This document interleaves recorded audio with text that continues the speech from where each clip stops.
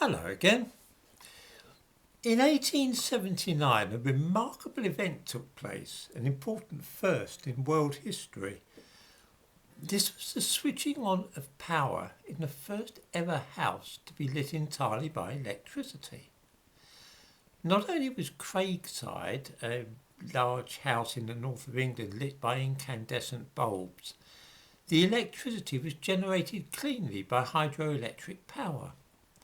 This was an environmentally friendly power plant which produced no pollution. Another remarkable first. You might think that in this age, which is obsessed with a green agenda, the first hydroelectric power plant would be something to celebrate.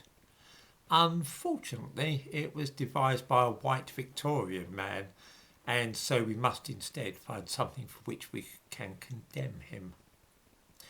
William Armstrong was one of the great inventors of 19th century England. He came up with the hydraulic system used to raise London's Tower Bridge and also invented a new type of breech-loading cannon, which invention made him his fortune. He was a Newcastle man, and so when he retired he donated much of his money to public projects in the city of his birth.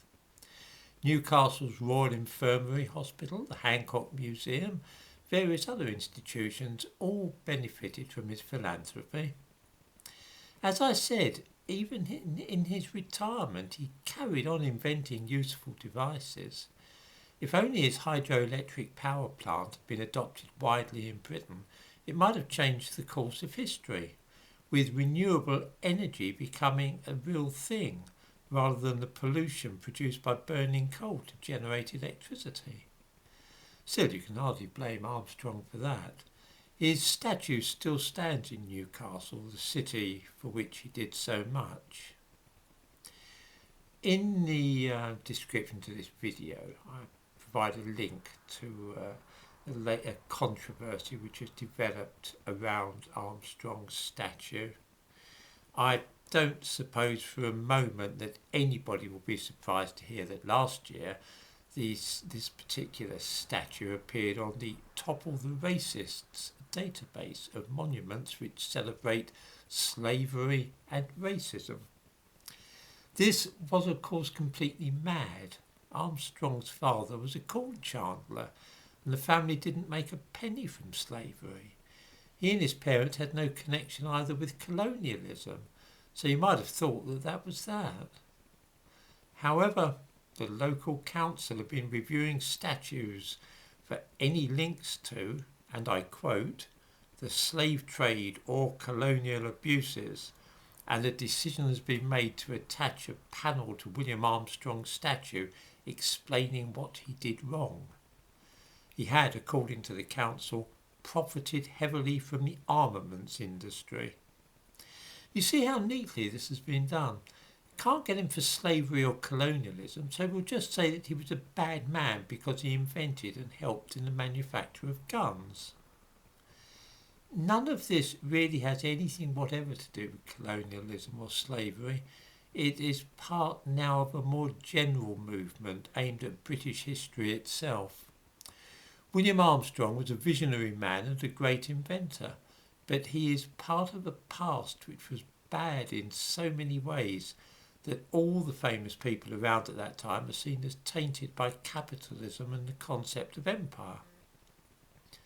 Even if we cannot find any specific evidence that they were racist or colonialists, we can shake our heads in dismay because they invented a new type of gun. The truth is that there is a trend now to regard all British history as being something to be ashamed of. It doesn't matter if somebody was a famous inventor or a philanthropist who did a lot for the community where he lived.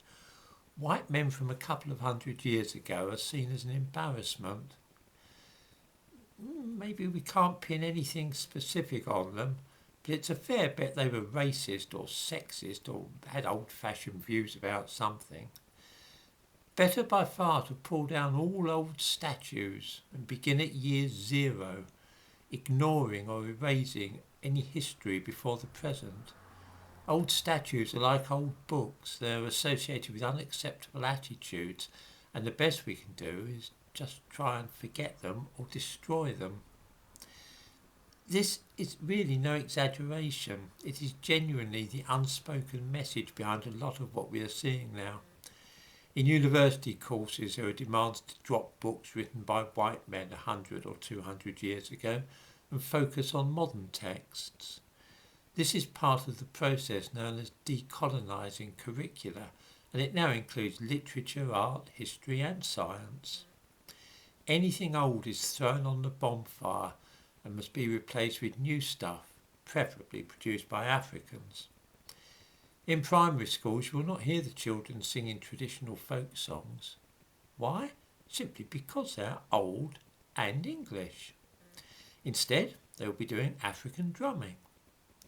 The fight to remove statues is part of an insidious movement to dig up the roots of English history and remodel society by creating a generation who know little of the country's past and feel no patriotism for England.